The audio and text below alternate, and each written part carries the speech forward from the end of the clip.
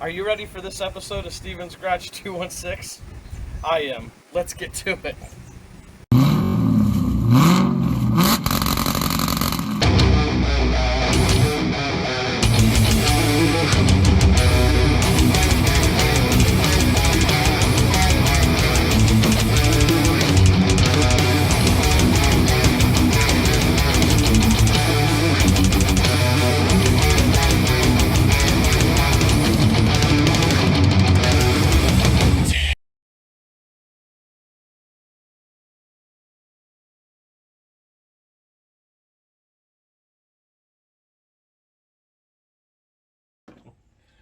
Welcome to another video, StevensGarage216, and we're still working on the 95 LT1 Corvette.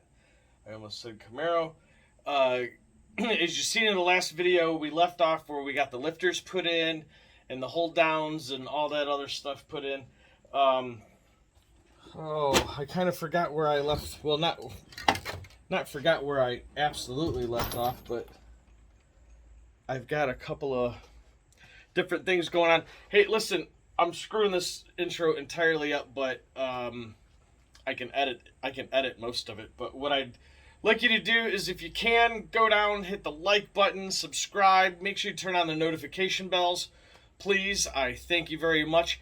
The more that we grow, the bigger and better projects and things that I can do, and I'm literally starting off at the bottom. So let's get the likes, the comments, the subs out and stuff like that, and let's get some other people interested in, because you know that helps with the algorithm.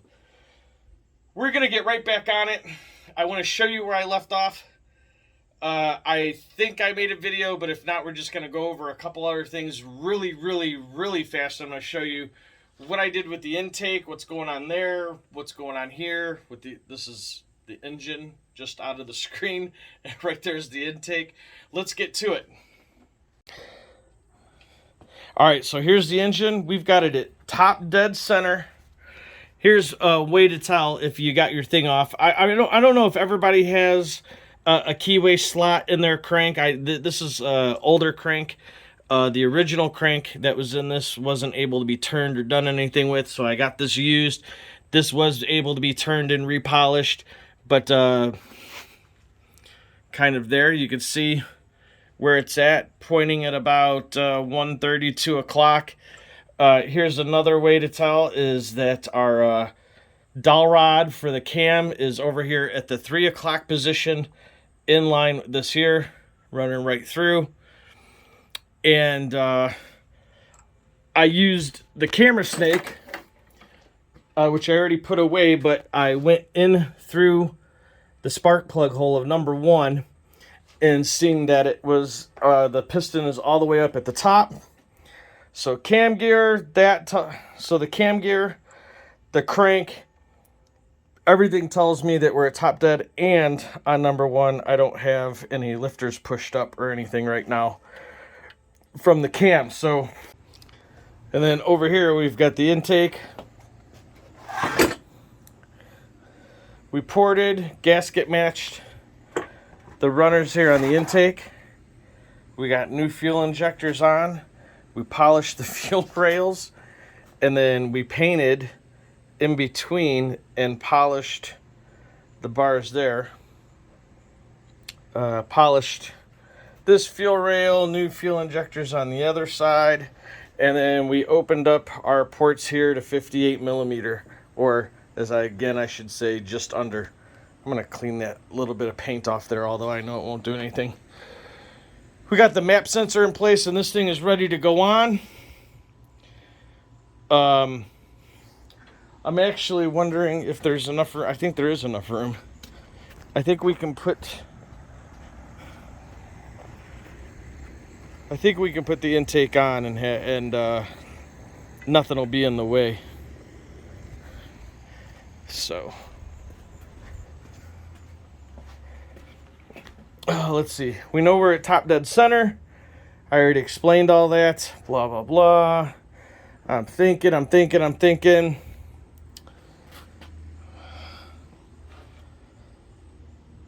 I got it. We're going to put on the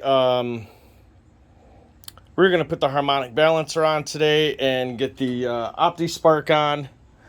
I've already got it apart into 2 pieces here. And let's get the water pump on.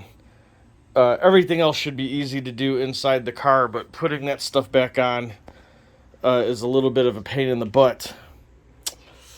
That should be it. I do think maybe I'll put some oil in an oil filter and get that mounted on. Although it doesn't matter, I gotta climb underneath the car anyway. Yeah, I like that idea. Let's get the balancer on. That way we can mark it for top dead center.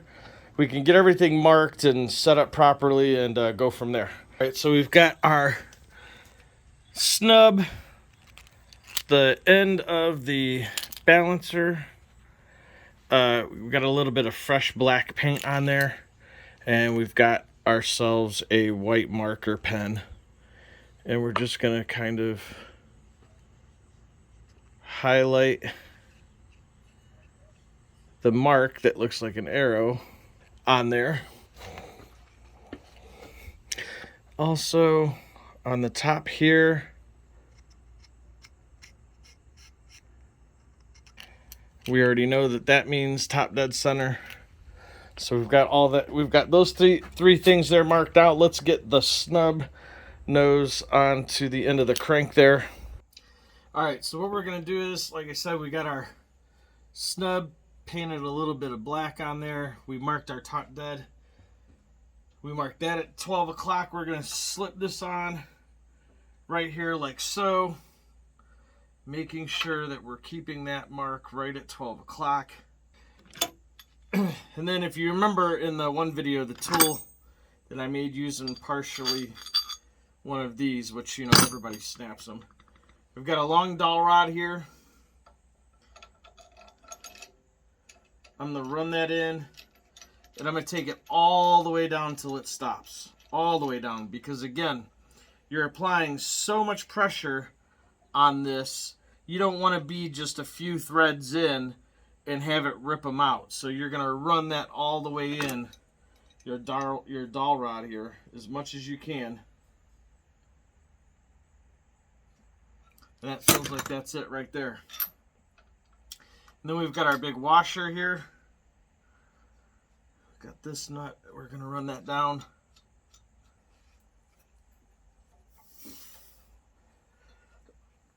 And you can see, you can already tell it's pushing it right in there. Let's get it. And you'll run that all the way down until it stops. When you use your dowel rod or tool or anything, always make sure all the threads are clean. Always clean all your threads. Make sure you run a thread chaser into your crank. Make sure those are clean. There's nothing in there backed up. I'm gonna run this back off real quick. I realize I want to stick a separate washer on here. It'll make it slide better, and if we throw a little grease in between them, that'll help too. So kind of not an error on my part, but what we're going to do is improve kind of what we're working on here with this. So let's get. So we got another washer on here on top of this washer that we're using. I'm going to put a little WD-40 in between these two washers. Again, remember, we're going to run that all the way down until it's flush. And you don't want to put too much pressure on this, because if you crank this all the way down inside the crank to where it stops and you tighten it too much, you might not get it back off, or it snaps off inside the crank, and then you're hurting. All right, so it's ran its course. It's all the way tight, okay? I cheated a little bit and already backed it off, but you're gonna hold one, back off your nut. Once you get so far, then you can undo the whole thing. But now we know we're all the way flush. We're all the way in. This is not gonna go anymore that way. It's up against the lower gear. The lower gear, the timing. Now we've got our actual balancer to put on, and you'll see if you as you turn it, there is no mark anywhere on here for where top dead center is. There's no mark here, nothing there, nothing there. That's why you've got that. But here is the inside of what our OptiSpark looks like. Not that big of a deal. Make sure our holes are lined up. So you'll notice on the back of it, it has these different slots right here, which is for the dowel pin there. And the one that you're going to want has this extra little, is it coming up there? See that? See how these two don't have anything on the end? That one does. That's the one you're going to use and line up with that dowel rod. So we're going to take this and set it up. And I already know that this goes about 1 o'clock. And that's where it bottoms out right there. But you can see there's a space right here. It's not flush. So we're going to turn this just a little bit. There it goes. See how it fell into place?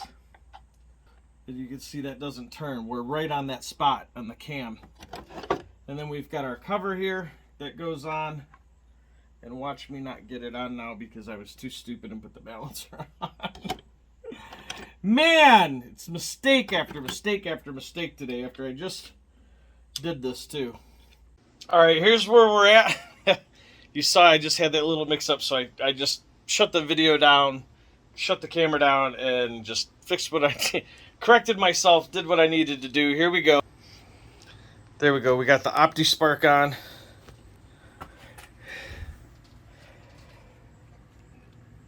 We got our mark for top dead center. We got the OptiSpark mounted. We still got our mark there for top dead center. We got our hold downs and guides in place. Everything is set, and forgot the water pump was still gold, painted gold, so had to break out the aluminum paint. That was the color I chose to go with on there. So I'm gonna get the water pump mounted on.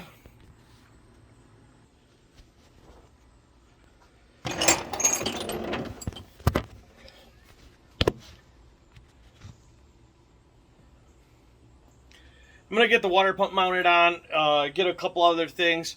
I'm going to say that that's it for this video. Very short, very sweet, to the point. In the next video, I was hoping to get a little bit further, but I got some problems going on. The weather isn't cooperating with me. I got a puddle underneath the car, can't lay down. And I really, really, really was hoping to get this thing at least back in the car, get the front bumper and the hood back on and everything else I can do, you know, down the road. But what I think I'm going to do is wait for another video or wait for another day, get everything done. But I'm at least going to get, and you won't see it in this video, but I'm at least going to let this dry, get a couple more coats of aluminum color on the water pump, get it mounted onto the block and stuff like that. There's a couple other things I can probably do, and I'll go over that in the next video. But basically right now, you've seen how to get your lower balancer back on, how to get your OptiSpark back on, and get everything marked and set for top dead center. I think that should be pretty cool for right now. Kind of condensing and tightening down the videos just a little bit, but the next video you'll see we'll get the you'll see the water pump already on. We're gonna get the intake on, proper torque spec to get that the bolts and stuff down on that, which I believe is 35 foot-pounds, somewhere around there. But we're going to get the intake on. We'll get the rockers and everything set. Hopefully it'll be in the car and all that stuff. Hope you enjoyed this video. A little informational, a little too much blah, blah, blah, blah.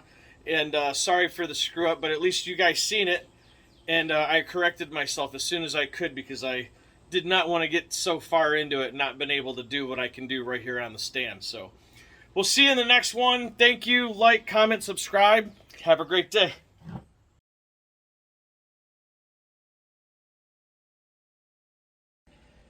I bet some of you caught that. I was putting it on wrong, and there is a mark. So let's highlight that real quick. Paint. We'll paint our little... Can you see that? Is that picking up? And we're going to aim that straight up. How long was it going to take one of you guys to tell me I was putting the balancer on backwards?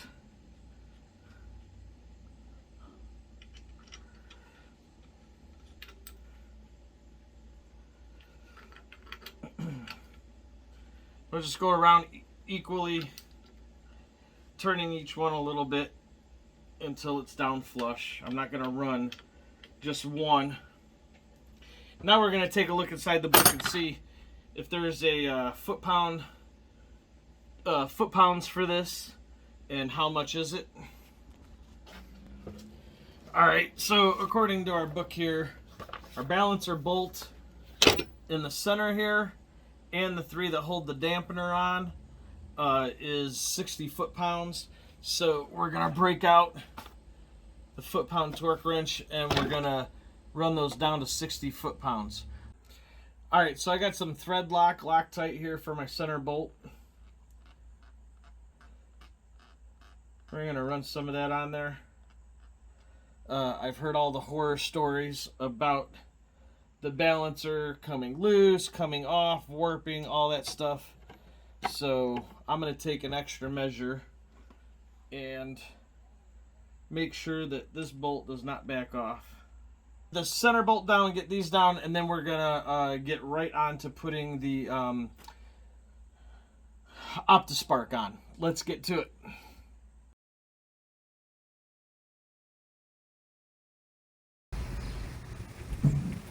Whoa, hey, are you ready for this episode of Stevens Garage 216? I am. Let's get to it.